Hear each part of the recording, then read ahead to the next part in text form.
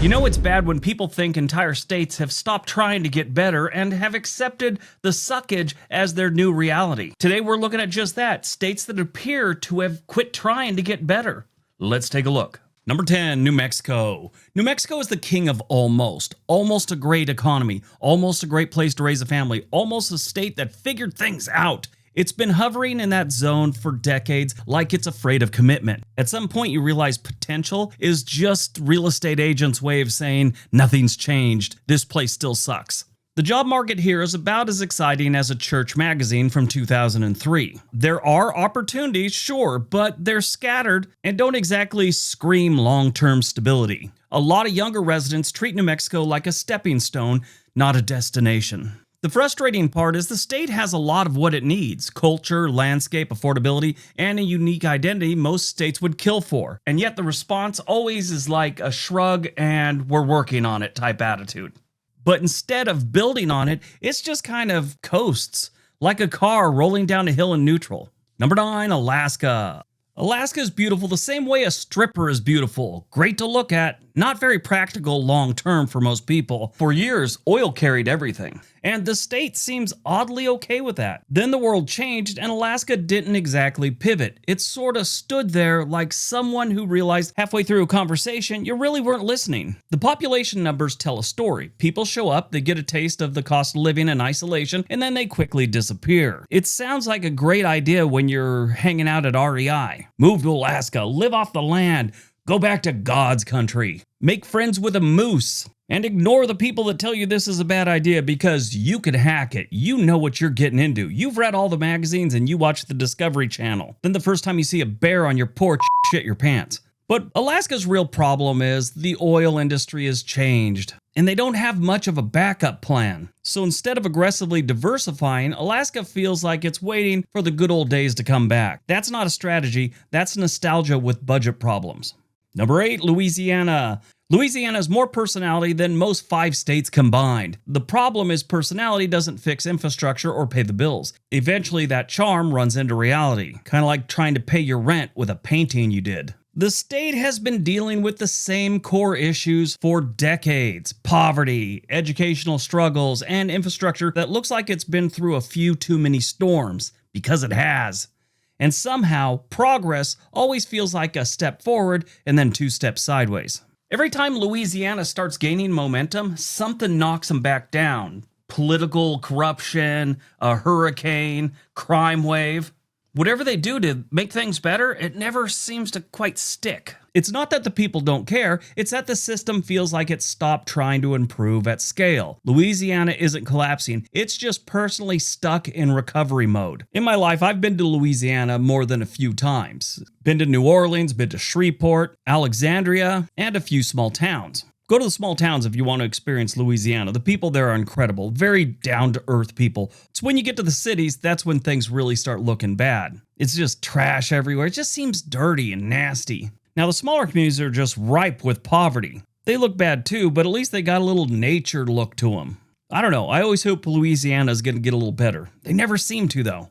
And they always show up on most corrupt state lists with Illinois. Number 7, West Virginia. West Virginia didn't just rely on coal. It married it, it built a house together, and it named it after its kids. Coal wasn't just an industry. It was the identity of this state, the paychecks, the reason the lights stayed on, and the reason some towns existed in the first place. And when that started to fade, the state didn't change directions so much as it kind of stood there like someone watching their favorite restaurant burn to the ground, convinced it will reopen next week. Drive through West Virginia and you could practically hear the echoes of when things were better.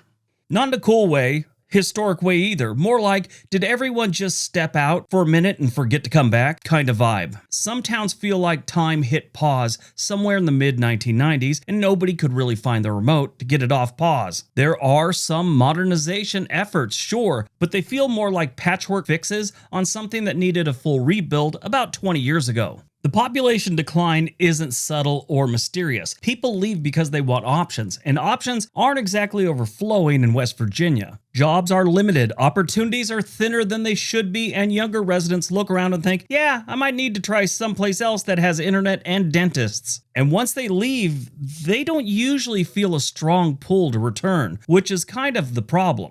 You know, there are a lot of states where people return to after, they start a family. They want to go back to Ohio, Wisconsin, Minnesota, even Texas. That's where they're from. They worked for a while. Now their family would do better back in their home state. Yeah, that's really not a thing that happens with West Virginia. What really hurts West Virginia isn't losing coal. It's they never replaced it with something that could carry the state forward. There's no big second act for West Virginia. No new industry stepping in like a relief pitcher, ready to save the game. Instead, it feels like the state is still waiting for the old plan to somehow start working again. Coal will always be around, but it'll never be what it once was.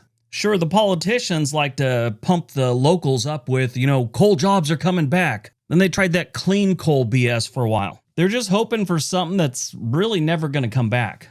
Number 6, Mississippi. Mississippi is incredibly consistent. Unfortunately, it's consistent in all the wrong categories. Low rankings in education, healthcare, and income have basically become part of the state's brand. I mean, does that shock anyone? Mississippi has sucked since they quit having free labor. Most people forget this was one of the richest states we had, and then they had to start paying for the labor. Every few years, there's talk of improvement, new initiatives, new leadership, new promises, and then the same thing settles right back in the same exact spot, and nothing's really changed. There are bright spots, but they're not big enough to shift the overall picture. It's like trying to redecorate a house while ignoring the foundation issues. Looks nice for a minute, then reality shows up. I have family from Mississippi. Most of them have left, and it's for all the reasons Mississippi sucks. There's a few left behind, but most of them left because of employment, better place to raise kids. Mississippi just seems like it stopped trying. After a while, other states stopped expecting it too. Number 5, Illinois. Illinois is what happens when one superstar is forced to carry an entire team. Chicago does the heavy lifting, and the rest of the state tries to keep up. The problem is, Chicago has its own issues. Crime, taxes, and the wave of humanity flooding out of that city like it's on fire. When your strongest asset starts wobbling, everything else feels it. Outside the metro areas, things get quieter. Not peaceful quiet, more like economic quiet. Towns that need to have momentum now feel like they're just holding onto what's left instead of building anything new. I mean, Chicago is a major city and things change there all the time. Their crime is contained to a handful of neighborhoods for the most part. I mean, there's crime everywhere, but all the crime that's legendary and, kind of makes Chicago infamous, that's in a handful of neighborhoods.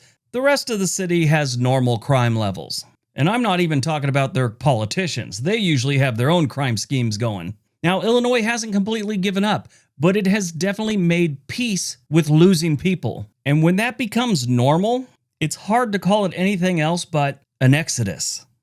Number 4, Nevada. Nevada built its identity around entertainment and tourism, which works great until it doesn't. When the economy dips, Nevada feels it faster than most states. And they feel it hard too. Las Vegas is still a machine, but it's also a reminder how dependent the state is on one industry. That's a risky setup no matter how many casinos you stack on top of each other. Now, another thing Nevada has a lot of is government jobs. Those help. They don't go away as easy as tourism jobs do, but they're heavily reliant on Las Vegas and Reno to a degree. And if you know what's going on in Vegas right now, the place is like a ghost town, so I'm sure they're feeling it pretty hard right now. And when I say ghost town, don't tell me, oh, well, they just had over 4 million people show up for this month. Well, overall, it's down hard over the last year and a half.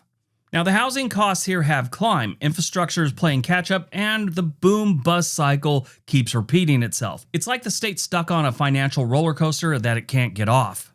Instead of diversifying aggressively, Nevada keeps doubling down on what they know. That's not confidence, that's hoping the same trick keeps working forever. Many years ago, they kind of turned Las Vegas into a more family-friendly thing. Like, They had amusement park type stuff to bring in families, which they would go vacation there, and they were making money off it. Obviously, the big draw is always the casino. Then sometime around the mid-2000s, they just decided that wasn't a thing anymore. I think maybe they need to get back to that, but, I'm just an outsider and I don't know what I'm talking about. It's just an observation I've had. But a lot of people think Nevada has kind of given up on pivoting and holding on to hope that the droves of people come back to Las Vegas. Number 3, Arkansas. Arkansas has this weird habit of almost leveling up and then immediately acting like it touched a hot stove. You'll see a new development, a company expanding, a town getting its act together, and then the whole thing gets kind of paused, like, whoa, let's not get carried away.